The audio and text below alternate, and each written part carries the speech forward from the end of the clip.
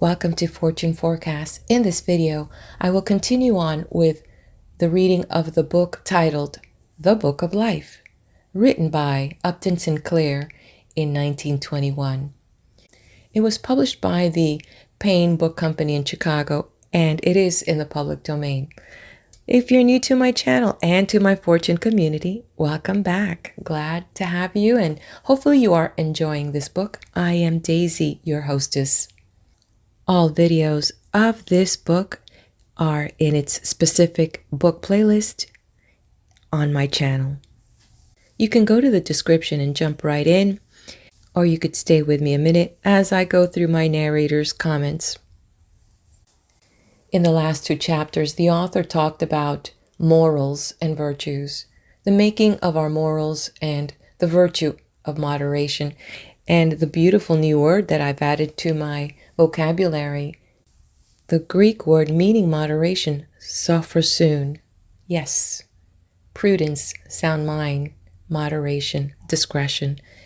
So to expand a little bit on his chapter on making our morals, the author attempts to show that human morality must change to fit the human facts, and that there can be no judge of it to save human reason. And when we go back and look at the humanity through the years, some of our basic moral values have changed to fit the ever-changing humanity itself. Have you noticed that? I personally would go as far as saying that here in our current time, in the sense that morality seems to refer to the predisposition in our ability to evaluate our actions as virtuous or our actions as good or evil. And with that judgment, we mete out punishment or recognition. And it feels that there has been some degradation of our moral values. And is it because, to me, it seems that because of our access to information through the internet, this global access, we can be within minutes reading news that is happening in another country. Needless to say, right here in our own backyard. As of this post, we recently heard a news coming out of Virginia, Rick Neck Elementary School, where a 6-year-old had possession of a firearm and shot the school teacher. And not even thinking about the judgment that is going to be passed on to the families and the moral standards that are being held. But what about our local governments, where we expect people in these public offices and public positions to have a moral compass on how they deal and interact not only with the community in general, but also as they are handling our private information in the course of our business? And how many times do we hear about some type of backroom deal because of a favor for someone or a promise that is being made to an employee or to a citizen or to an elected official? And how do we gauge that morality? And how do we, independently of what is expected to be a collective morality, how do we set our own compass north? And how do we set that standard for ourselves? And what is it that would inspire us to be a better person, to be better for ourselves and our fellows?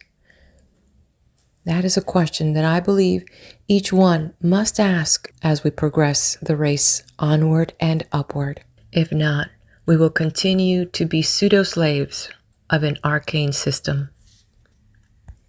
Well, I could go on further to expand and expound on what are those good human morals, but that would be for another video. Okay, let me move forward now to the next chapter titled Myself and My Neighbor. Compares the new morality with the old and discusses the relative importance of our various duties. So now we may say that we know what are the great and important things in life, slowly and patiently with infinite distress and waste and failure, but yet inevitably the life of man is being made over and multiplied to infinity by the power of the thinking mind, impelled by the joy and thrill of the creative action and guided by the sense of responsibility, the instinct to serve, which we all conscience. To develop these higher faculties is the task we have before us, and the supreme act to which we dictate ourselves. So now we are in position to define the word moral. Assuming that our argument be accepted, that action is moral, which tends to foster the best and highest forms of life we know, and to aid them in developing their highest powers. That is immoral, which tends to destroy the best life we know, or to hinder its rapid development. Let us now proceed to apply these tests to the practices of man, first as an individual and then as a social being. What are my duties to myself, and what are my duties to the world about me? You will note that these questions differ somewhat from those of the old morality. Jesus told us, first, that we should love the Lord our God, and second, that we should love our neighbor as ourself. Some would say that modern thought has dismissed God from consideration, but I would prefer to say that modern thought has decided that the place where we encounter God most immediately is in our own miraculously expanding consciousness. Our duty toward God is our duty to make of ourselves the most perfect product of the divine incarnation that we can become. Our duty to our neighbor is to help him to do the same. Of course, as we come to apply these formulas, we find that they overlap and mingle inextricably. The two duties are really one duty looked at from different points of view. We decide that we owe it to ourselves to develop our best powers of thinking, and we discover that in so doing, we make ourselves better fitted to live as citizens, better equipped to help our fellow men. We go out into our city to serve others by making the city clean and decent, and we find that we have helped to save ourselves from a pestilence. The most commonly accepted, or at any rate the most commonly preached, of all formulas is the golden rule. Do unto others as you would have them do unto you. This formula is good so far as it goes, but you note that it leaves undetermined the all-important question: what ought we to want others to do unto us? If I am an untrained child, what I would have others do unto me is to give me plenty of candy. Therefore, under the golden rule, my highest duty becomes to distribute free candy to the world. The golden rule is obviously consistent with all forms of self-indulgence and with all forms of stagnation. It might result in a civilization more static than China. Or let us take the formula which the German philosopher Kant worked out as the final product of his thinking. Act so that you would be willing for your action to become a general rule of conduct. Here again is the same problem. There are many possible general rules of conduct. Some would prefer one, some others, and there is no possible way of escape from the fact that before men can agree what to do, they must decide what they wish to make of their lives. To the formula of Jesus, thou shalt love thy neighbor as thyself, the answer is obvious enough. Suppose my neighbor is not worthy of as much love as myself. To be sure, it is a perilous thing for me to have to decide this question. Nevertheless, it may be a fact that I am a great inventor and that my neighbor is a sexual pervert. There is, of course, a sense in which I may love him. Even so, I may love the deeper possibilities of his nature, which religious ecstasy can appeal to and arouse. But in spite of all ecstasies and all efforts, it may be that his disease, physical, mental, and moral, has progressed to such a point that it is necessary to confine him, or to castrate him, or even to asphyxiate him painlessly. To say that I must love such a man as myself is, to say the least, to be vague. We can see how the indiscriminate preaching of such a formula would open the floodgates of sentimentality and fraud. Modern thinking says, "Thou shalt love the highest possibilities of life, and thou shalt labor diligently to foster them. Moreover, because life is always growing, and new possibilities are forever dawning in the human spirit, thou shalt keep an open mind and an inquiring temper, and be ready at any time to begin life afresh." Such is the formula. It is not simple, and when we come to apply it, we find that it constantly grows more complex. When we attempt to decide our duty to ourselves, we find that we have in us a number of different beings, each with separate and sometimes conflicting duties and needs. We have in us the physical man and the economic man, and these clamor for their rights and must have at least a part of their rights before we can go on to be the intellectual man, the moral man, or the artistic man. So our life becomes a series of compromises and adjustments between 1,000 conflicting desires and duties, between the different beings which we might be, but can be only to a certain extent and at certain times. We shall see, as we come to investigate one field after another of human activity, that we never have an absolute certainty, never an absolute right, never an absolute duty. Never can we shut our eyes and go blindly ahead upon one course of action to the exclusion of every other consideration. On the contrary, we sit in the seat of self-determination as a highly trained and skillful engineer. We keep our eyes upon a dozen different gauges. We press a lever here and touch a regulator there. We decide that now is a time for speed and now for caution. And knowing all the time that the safety not merely of ourselves, but of many passengers depends upon the decisions of each moment. End of chapter 10. Stay with me on this video as we're going to proceed onward to the next chapter. And before we do that, take a second, hit that like button, and subscribe to the channel. Get comfortable. I'm ready to turn the page to chapter 11. The mind and the body. Discusses the interaction between physical and mental things and the possibility of freedom in a world of fixed causes. It is our plan, so far as possible, to discuss the problems of the mind in one section of this book and the problems of the body in another.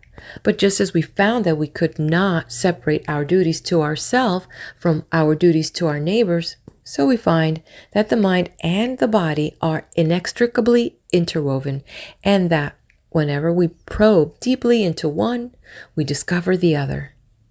The interaction of the mind and the body is a fascinating problem into which we must look for a moment, not because we expect to solve it, but because it illuminates the whole subject. The human body is a machine. It takes in carbon and oxygen, and burns them and gives out carbon dioxide and other waste products and develops energy in proportion to the amount of carbon it consumes. This machine has its elaborate apparatus of action and reaction. Its sensory organs where outside stimuli are received. Its nerves like telegraph wires to carry these impressions, its brain cells to store them and to transform them into reactions. We know to some extent how these brain cells work. We know what portions of the brain are devoted to this or that activity. We know that if we stick a pin into a certain spot, we shall paralyze the left forefinger. We know that by injecting a certain drug or by breathing a certain gas, we can cause this or that sensation or reaction, such as laughing or weeping or mania. We know what poisons are generated in the system by anger and what chemical changes takes place in a muscle that is tired. All this is part of a vast new science which is called biochemistry, or the chemistry of life. Our bodies, therefore, are part of the material universe and subject to the laws or ways of being of this universe. The first of these laws that we know is the law of causation. Every change in the universe has its cause, and that in turn had another cause. This chain is never broken, no matter how far we go, and the same causes universally produce the same effects. If you see a ball move on a billiard table, you know that the ball did not move itself. You know that something struck the ball or tilted the table. You discover that the motion of the ball moves the air around it, and the waves of that motion are spread through the room. They strike the walls, and the motion is carried on through the walls, and if we had instruments sensitive enough, we could feel the motion of the billiard ball at the other side of the world, and a few million years from now at the most remote of the stars. This is what is called the law of the conservation of energy. And when we discover something like radium, which seems to violate that law by giving out unlimited quantities of energy, we investigate and discover a new form of energy locked up in the atom. In the disintegration of the atom, we have a source of power, which, when we have learned to use it, will multiply perhaps millions of times the powers we are now able to use on this earth. But energy, no matter how many times it is transformed and in what strange ways it reappears, always remains and is never destroyed and never created out of nothing. My friend, the great physiologist, once took me into his laboratory and showed me a little aquarium in which some minute creatures were wiggling about, young sea urchins, if I remember. The physiologist took a bottle containing some chemical and dropped a single drop into the water, and instantly all these little black creatures, which had been darting aimlessly in every direction through the water, turned and swam all in one direction, toward the light. They swam until they touched the walls of the aquarium, and there they stuck, trying their best to swim farther. And now, said my friend, that is what we call a tropism, and all life is a tropism. What you see in that aquarium means that someday we shall know just what combination of chemicals causes a human being to move this way or that, to do this thing or that.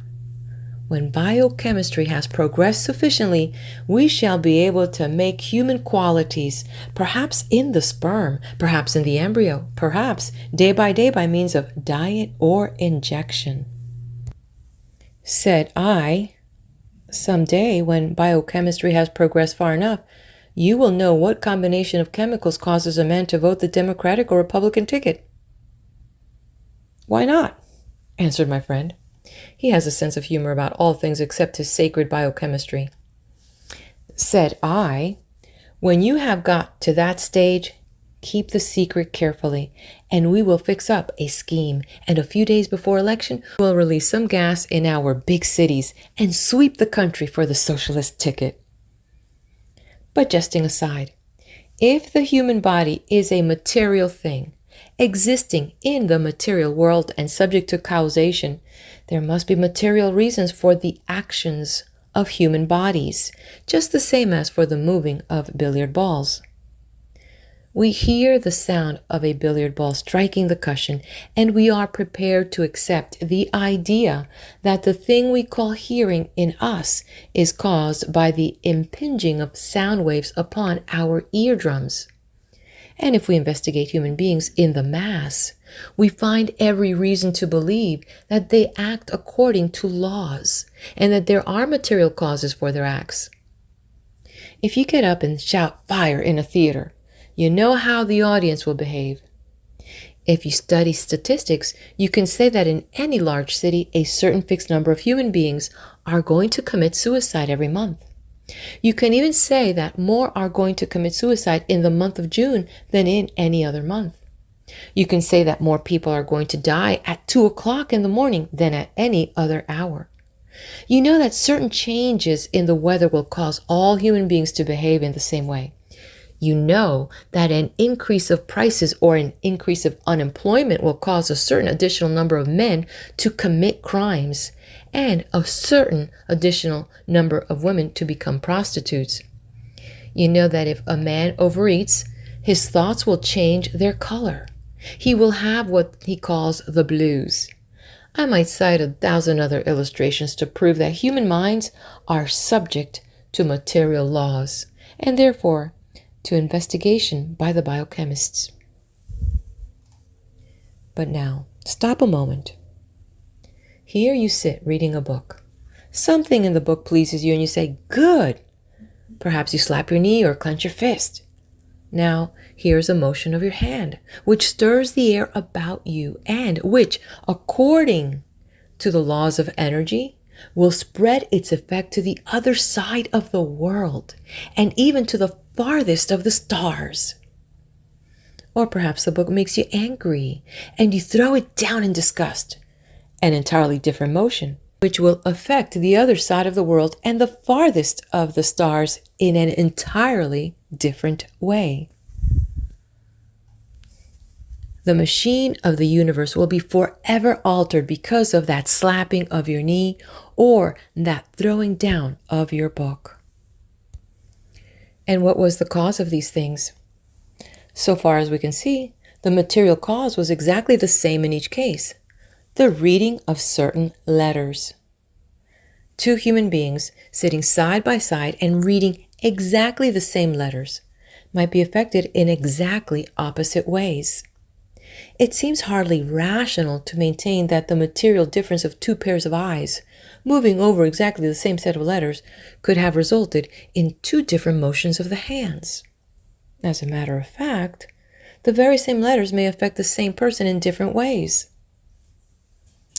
The composer Edward MacDowell once told me how on his birthday his pupils sent him a gift with a card containing some lines from the opera Reingold, beginning, "Oh, sing fort," that is, "Oh, sing on." But the composer happened, when glancing at the card, to think French instead of German and got the message, "Oh, powerful monkey."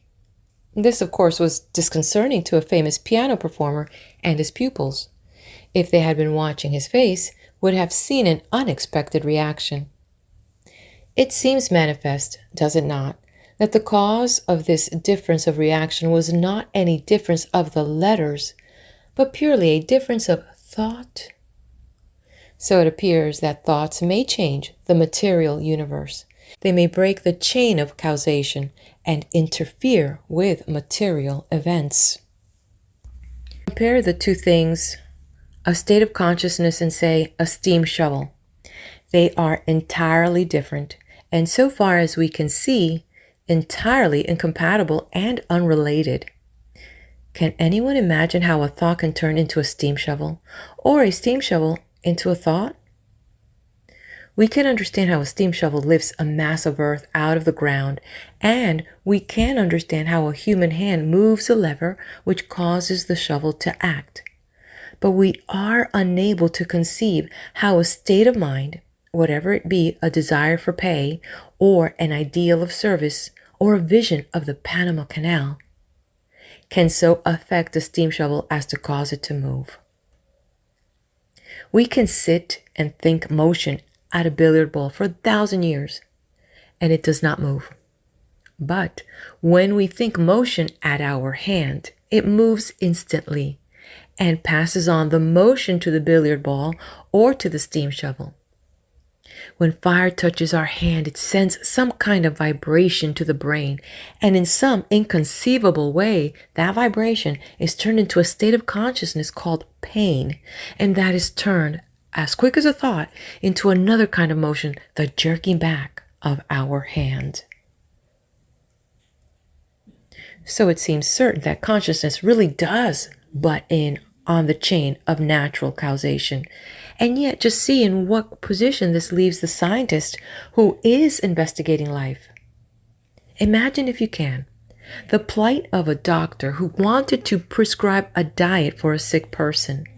If he knew that every piece of chicken and every piece of fish were free to decide of its own impulse whether or not it would be digested in the human stomach.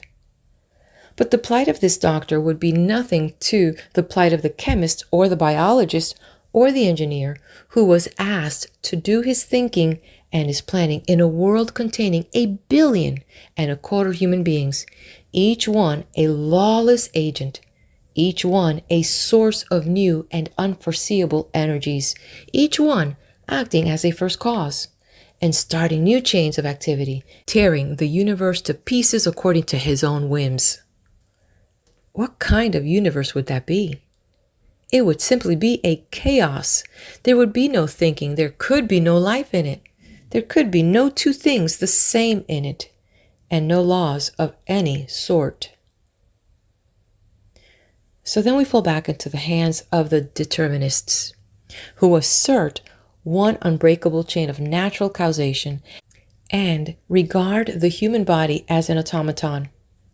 We go back to the biochemist, who proposes someday to ascertain for us just exactly what molecules of matter in just what positions and combinations in the brain cells of William Shakespeare caused him to perpetuate a mixed metaphor. We go back to the belief that human beings act as they must act, because the clock of life, wound up and started, must move in such and such a fashion. But now, let us see what are the implications of that theory. Here am I writing a book appealing to men to act in certain ways. Of course, I know that not all will follow my advice. Some will be foolish, or what seems to me foolish. Others will be weak and will resolve to act in certain ways and then go and act in other ways.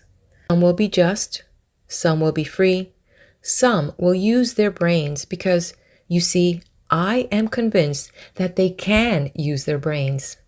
I am convinced that ideas will affect and stir them, in complete defiance of the biochemist, who tells me that they act that way because of certain chemicals in their brain cells, and that I write my book because of other chemicals, and that my idea that I am writing the book because I want to write it is a delusion, and that the whole thing is happening just so because the universe was wound up that way. Now, this is an unsolved problem, and I have no solution to offer. What I have set forth is, in substance, one of the 4 antinomies of Kant. And you can see for yourself how it is possible to prove either side, and impossible to be sure of either. Perhaps there is really a duality in life. Perhaps there are 2 aspects of the universe, the material and the spiritual, and perhaps they do not really interact as they seem to, but both are guided and determined by some higher reality of life of which we know nothing. In that case, there would really be a chemical equivalent for every thought, and there would be a trace of consciousness for every material atom in the universe. Maybe the theologians are right, and in the universal consciousness of God, the whole future exists predetermined. Maybe to God there is no such thing as time. The past, the present, and the future are all alike to him. There is nothing more painful to the human mind than to have to confess its own impotence. Yet I can see no escape from the dilemma we are here facing.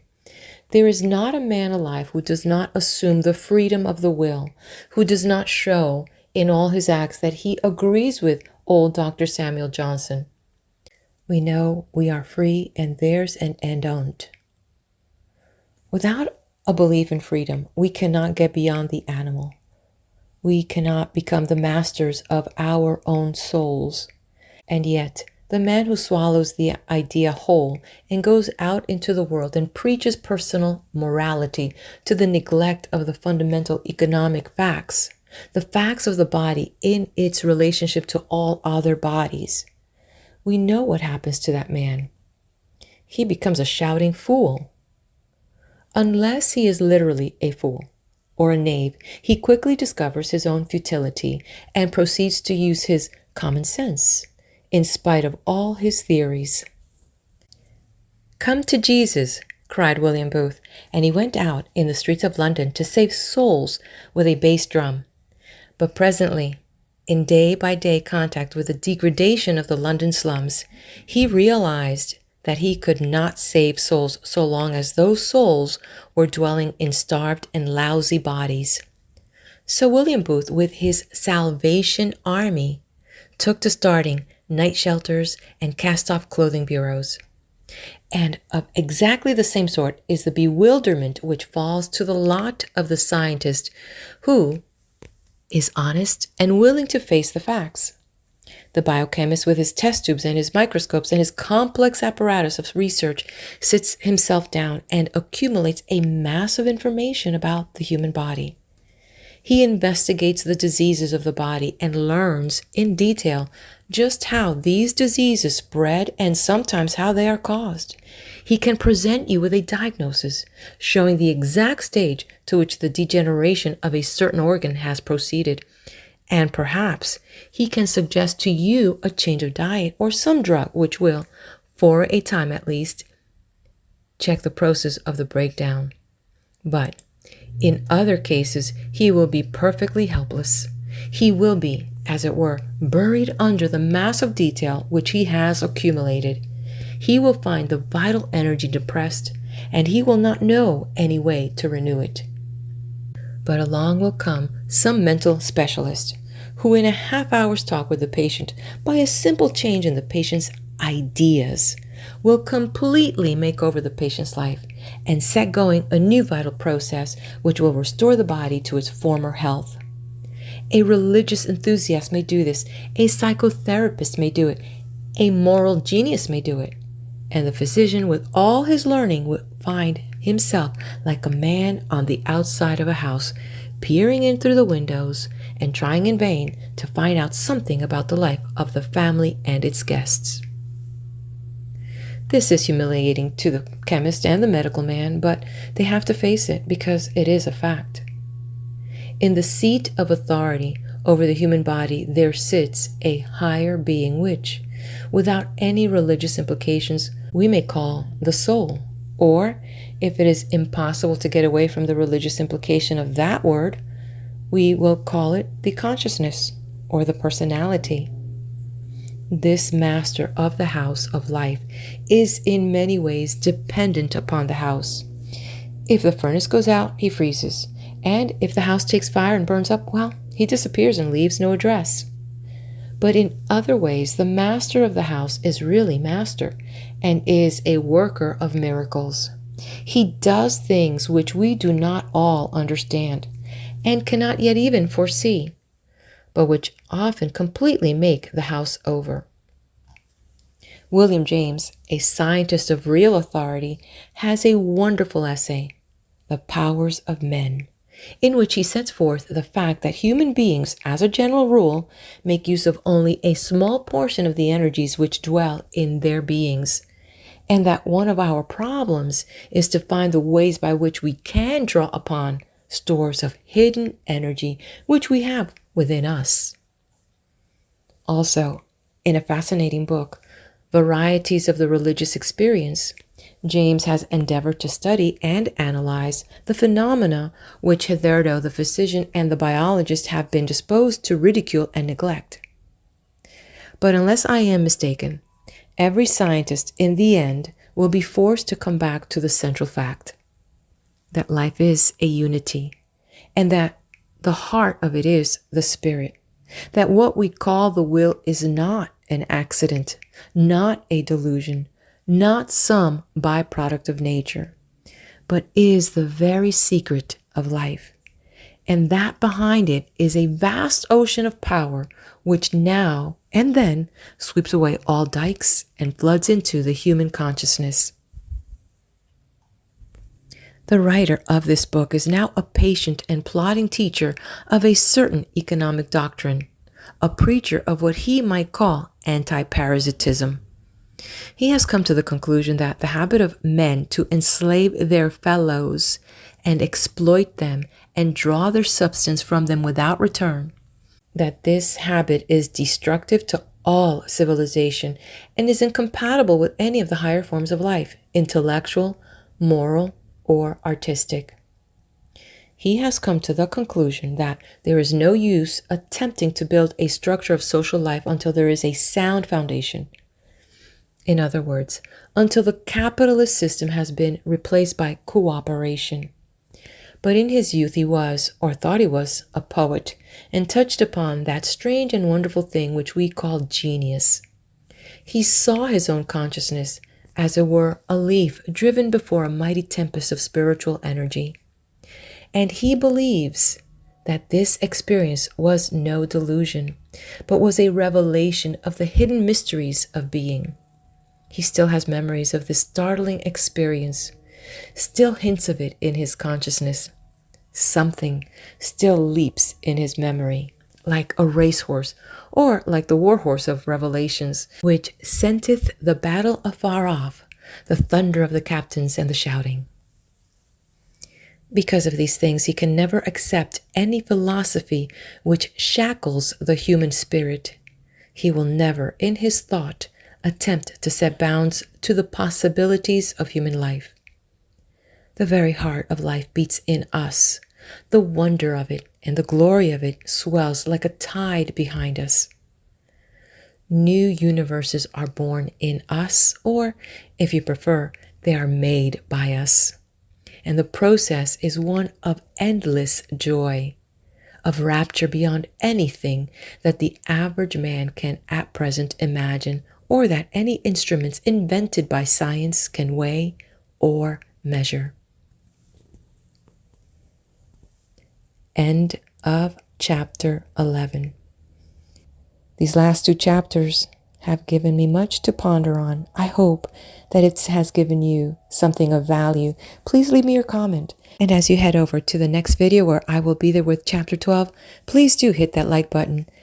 Share this video with your friends if you think it can give them some value and help them. Let's lift up each other. Be blessed.